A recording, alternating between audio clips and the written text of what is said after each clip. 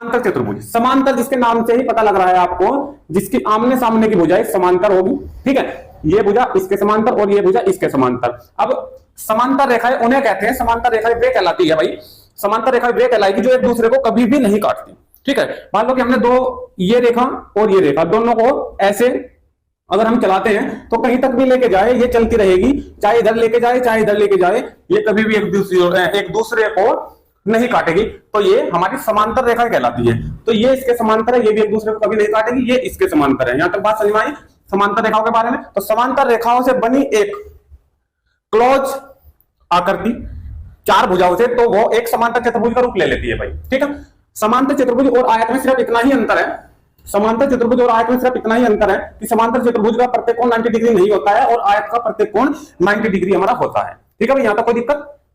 चलिए अब इसके साथ साथ एक चीज और मैं आपको बता दूं, समांतर चतुर्भुज के हमारे अक्षेत्रफल की बात इसमें आपसे पूछी जाएगी, ठीक है। तो अक्षेत्रफल की बात हम कर लेते हैं भाई।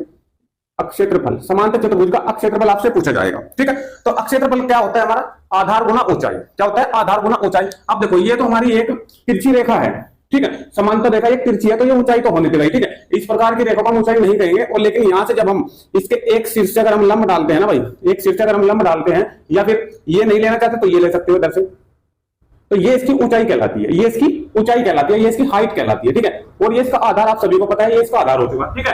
तो अक्षेत्रफल का जो फॉर्मूला होगा समांतर चतुर्भुज के, तो वो होगा आधार गुना ऊंचाई। क्या होगा?